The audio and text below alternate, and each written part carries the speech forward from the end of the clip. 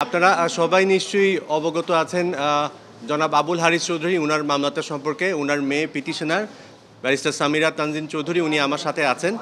আপনারা জানেন যে আমরা বিগত ৫/৯/২০২৪ আমরা একটা রিট পিটিশন করেছিলাম।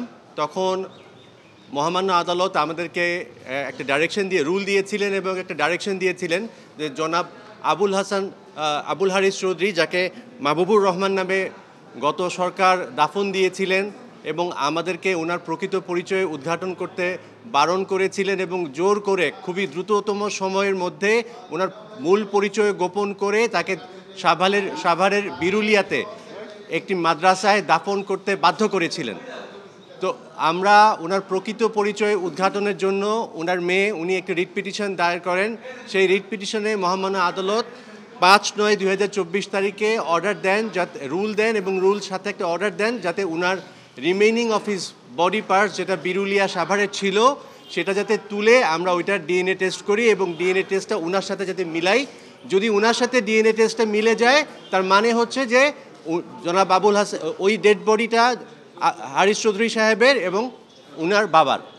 অ্যাকর্ডিংলি পুলিশ প্রশাসন ওনারা ডিএনএতে ওই বডি এক্সিউম করেন। বডি এক্সিউম করার পর বডি এক্সিউম করা হয় আপনার ১৬/১০/২০২৪ ১৬ই অক্টোবর ২০২৪ জামিয়া খাতামুন নাবিউন মাদ্রাসা সাভার বিরুলিয়া থেকে। আপনারা মিডিয়ার অনেকে জানেন, অনেকে উপস্থিত ছিলেন। তারপর দীর্ঘ সময় ধরে ডিএনএ টেস্ট করা হয়। ডিএনএ টেস্ট করার পরে ৫ই নভেম্বর একটি ডিএনএ টেস্টের রেজাল্ট আসে। ডিএনএ টেস্টে পরিষ্কারভাবে পুলিশ প্রশাসন বলে, কনসার্ন ডিপার্টমেন্ট, যে ওই বডিটির ব্যারিস্টার সামিরা তানজিন চৌধুরী ওনার জৈবিক পিতা। তার মানে ওনার পরিচয় নিয়ে আর কোনো সন্দেহ থাকে না যে যে বডিটি ওইখানে কবর দেওয়া হয়েছিল সেটি পরিষ্কারভাবেই ব্যারিস্টার সামিরা তানজিন চৌধুরী ওনার পিতার।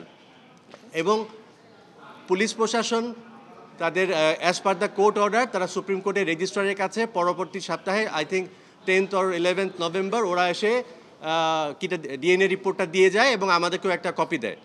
কপি পাওয়ার পরে আমরা মহামান্য হাইকোর্ট ডিভিশনে আজকে আরও 2টি অ্যাপ্লিকেশন ফাইল করি। একটা হচ্ছে ওনার যে রিমেইনিং যেটা ঢাকা মেডিকেলের মর্গে পড়ে আছে সেই রিমেইনিংটা যেন ওনার পছন্দ মতো সিলেটে ওনার কানাইঘাটে ওনার পছন্দ মতো ওনার স্থাপিত শফিকুল হক চৌধুরী মেমোরিয়াল অরফানেজ, গ্রামের বাড়ি রামধনের মাটি, পোস্ট অফিস সরকারের বাজার, পুলিশ স্টেশন কানাইঘাট, সিলেট, এটা ছিল ওনার শেষ ইচ্ছা। ওখানে যাতে দাফন দেওয়া হয় একজন মুক্তিযোদ্ধার প্রাপ্য সম্মান সহ এবং কবরস্থানটি যাতে সেভাবে প্রোটেক্ট করা হয়। এছাড়া এই অর্ডারটি এক্সিকিউট করার জন্য স্থানীয় প্রশাসন এবং সরকারের বিভিন্ন দপ্তরের যাদের সহায়তা দরকার তাদের সবাইকে আমরা এই মামলায় আবারও পার্টি করি, আরেকটা দরখাস্ত দিয়ে আবার পার্টি করি। মহামান্য আদালত বিজয় মহামান্য বিচারপতি ফাহমিদা কাদের এবং মহামান্য বিচারপতি মুবিনা আসাফ ওনারা আজকে দীর্ঘ সময় আবেদন দুটি শুনানির পরে দুটি আবেদনই আমাদের অ্যালাউ করেন এবং অর্ডার করেন যাতে আমরা অতি দ্রুত ওনার যে বডি রিমেইনিংস ঢাকা মেডিকেলের মর্গে আছে আমরা সেটি যেন ওনার পছন্দ মতো সিলেটের কানাইঘাটে ওনার স্থাপিত কবরস্থানে একজন প্রকৃত মুক্তিযোদ্ধার সম্মানে প্রাপ্য সম্মান অনুযায়ী রাষ্ট্র যাতে তাকে সেখানে কবর দেয় এবং এছাড়াও আনুষঙ্গিক যা যা ব্যবস্থা নেওয়া দরকার সেগুলা নেওয়ার জন্য প্রয়োজনীয় আদেশ দেয়। আমরা আজকে মাত্র অর্ডারটি শুনানি শেষে আজকে মাত্র অর্ডারটি পেয়েছি। অর্ডারের এখনও কপি পাই নেই। আমরা হয়তো আশা করছি আগামী সপ্তাহ রবিবার বা সোমবারের মধ্যে পেয়ে যাব।